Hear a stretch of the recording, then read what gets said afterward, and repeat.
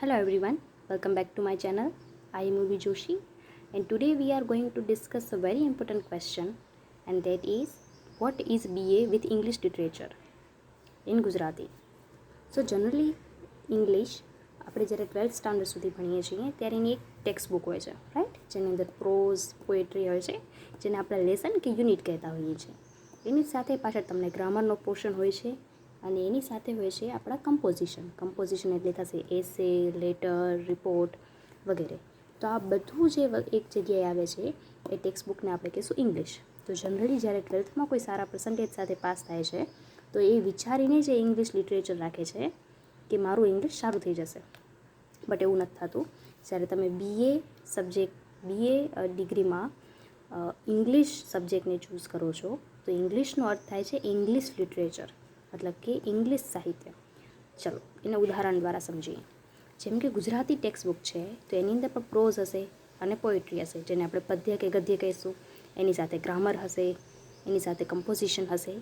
એવી જ રીતે આની અંદર પણ હોય છે. બસ ફર્ક શું છે કે આની અંદર ગ્રામર નહીં આવે અને કમ્પોઝિશન પણ નહીં આવે. આની અંદર લિટરેચર આવશે. લિટરેચર એટલે સાહિત્ય. હવે સાહિત્ય એટલે શું?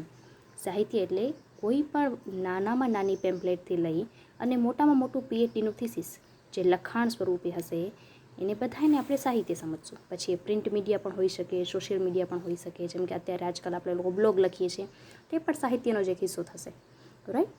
પણ હવે આપણે ઇંગ્લિશ લિટરેચર ભણીએ છીએ. ઇંગ્લિશ લિટરેચર તો ઇંગ્લિશ લેંગ્વેજ સૌથી વધારે ક્યાં યુઝ થાય છે અને ક્યાંથી શરૂઆત થઈ એની, તો એ આવશે ઇંગ્લેન્ડ, રાઈટ. એટલે આપણે જે લેંગ્વેજ ભણશું, આપણે જે લિટરેચર ભણશું, જે સાહિત્ય ભણશું એ આપણું નહીં પણ બ્રિટિશનું હશે, મતલબ કે બ્રિટનનું હશે, ઇંગ્લેન્ડનું હશે, રાઈટ. તો આની અંદર લિટરેચર જે છે એના બે પાર્ટ પડશે. આમ તો ઇંગ્લિશ જોવા જાઓ તો એક હશે લિટરેચર ને એક હશે લેંગ્વેજ.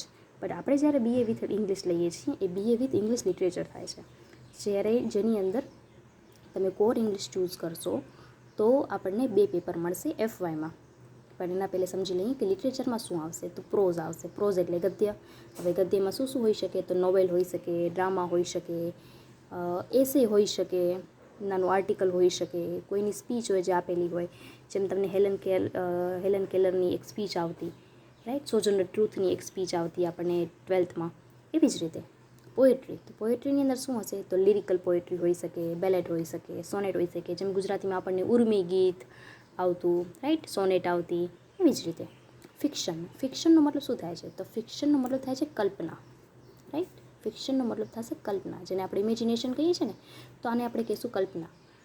ફિક્શનલ અને નોન ફિક્શનલ એટલે એવું કે જે સત્ય ઘટના પર વધારે આધારિત હશે. જનરલી નોવેલ જે છે ને એ સત્ય ઘટનાના અમુક ઇવેન્ટ્સ પર આધારિત હોય છે. એના સિવાય નોન ફિક્શનમાં શું આવી શકે? તો ઓટોબાયોગ્રાફી આવી શકે.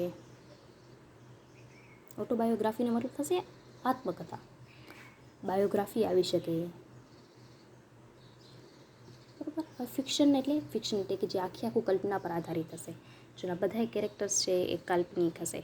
આ બધી વસ્તુ આની અંદર આવશે. એટલે કે એક પ્રોઝ જેની અંદર આખી નવલકથા, આખો ડ્રામા, આખી ટ્રેજડી, આ બધું.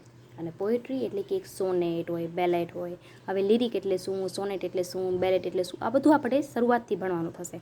પણ આ બધું જે છે it is a part of literature, right. હવે મેઇન ઇંગ્લિશમાં આપણને બે પેપર મળશે એફવાયમાં, સેમ 1માં. એ છે 101 અને 102. એને અત્યારે આપણે મેજર કહીએ છીએ, બટ જૂની જે હતી આપણી એનઈપી પ્રમાણે આપણે એને મેજર કહીએ છીએ, પણ પહેલાં એને કોર ઇંગ્લિશ કહેતા અથવા મેઇન ઇંગ્લિશ કહેતા, બરાબર. અને આપણું પેપર કોડ હશે 101 અને 102.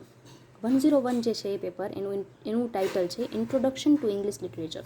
આની અંદર તમને ઇંગ્લિશ સાહિત્ય એટલે શું આની સમજ આપશે, રાઈટ. અને સેકન્ડ જે છે એ છે an introduction to English poetry as a literary form, lyric. આની અંદર આપણે બધું લિરિક વિશે સમજશું. તો આ જે છે એ એક બેઝિક અન્ડરસ્ટેન્ડિંગ છે about what is BA with English literature. હવે જ્યારે તમે સેમ 1 અને સેમ 2માં હશો, એટલે કે એફવાયમાં, ત્યારે તમારા બે પેપર મેઇનના થઈ ગયા, રાઈટ. હવે એસવાયની અંદર તમે જશો ત્યારે બે મેઇનના એની સાથે એક તમારું એડ થશે જે હશે ક્રિટિસિઝમ, જેની અંદર આપણે લિટરેચરનો એક ભાગ છે જે છે ક્રિટિસિઝમ, એને સમજશું. અને જ્યારે તમે ટીવાયમાં આવશો આની અંદર થશે તમારું કમ્પલસરી સંસ્કૃત નીકળી જશે અને આ એક એડ થશે મેઇન ઇંગ્લિશનું પેપર. એટલે અત્યારે આપણે બે પેપર ભણ્યા એફવાયમાં, સેમ 1 અને સેમ 2માં. હવે સેમ 3 અને 4માં આપણે 3 પેપર ઇંગ્લિશના ભણશું, મેઇન ઇંગ્લિશના, રાઈટ. અને જ્યારે તમે ટીવાયમાં આવશો એટલે તમારા જે બીજા માઇનર પેપર છે એ બંને નીકળી જશે, બરાબર, એટલે એ 3 પેપર નીકળી જશે અને તમારા ટોટલ 6 પેપર મેઇનના +1 પેપર કમ્પલસરી ઇંગ્લિશ, આવી રીતે 7 પેપર તમારા ઇંગ્લિશ લિટરેચરના થઈ જશે, જેની અંદર એક પેપર એટલે આપણું લેંગ્વેજ પણ હશે, રાઈટ, લેંગ્વેજ હશે. પછી અત્યારે આપણે મેં તમને કહ્યું કે આની અંદર ઇંગ્લિશ લિટરેચરનો મતલબ થાય છે કે જ્યાં કને ઇંગ્લિશ બોલાતી હોય. હવે એની શરૂઆત બ્રિટનથી થઈ, એટલે આપણે FY અને SY અને બંનેમાં આપણે ખાલી બ્રિટિશ લિટરેચર જોશું, રાઈટ. અને સેમ 5 અને 6માં બ્રિટિશ લિટરેચરનું એન્ડ આવશે. બટ એની સાથે બીજા આવે, જેમ કે આપણે 6 પેપર ભણવાના છીએ, તેની અંદર આવશે ઇન્ડિયન ઇંગ્લિશ લિટરેચર, કેમ કે અંગ્રેજો આપણે અહીંયા આવ્યા અને આપણે પણ ઇંગ્લિશ શીખ્યા અને આપણે પણ ઇંગ્લિશ સાહિત્યમાં પોતાનું કન્ટ્રીબ્યુશન આપ્યું. અમેરિકન ઇંગ્લિશ લિટરેચર, અમેરિકાનો અંદર પણ એ લોકોએ રાજ કર્યું, એ પણ એની અંદર આવશે. પછી લેંગ્વેજ આવશે કે વોટ ઇઝ લેંગ્વેજ, કેવી રીતે લેંગ્વેજની શરૂઆત થઈ, ક્યાંથી આપણને ઇંગ્લિશ લેંગ્વેજ મળી, એ પણ એની અંદર આવશે. એના પછી ઇન્ડિયન એસ્થેટિક્સ આવશે. આવી રીતે તમારા 6 પેપર થશે અને આ 6 પેપર પ્લસ 1 કમ્પલસરી ઇંગ્લિશ, આવી રીતે તમે 7 પેપર ક્લિયર કરશો એટલે તમે થશો BA with English literature. I hope તમને સમજાઈ ગયું હશે. છતાં પણ કંઈ ન સમજાય તો મને કોમેન્ટ કરીને જણાવજો, હું તમારો ડાઉટ સોલ્વ કરવાની પૂરી કોશિશ કરીશ. Thank you so much. May God bless you to all. Bye. ધન્યવાદ. આભાર.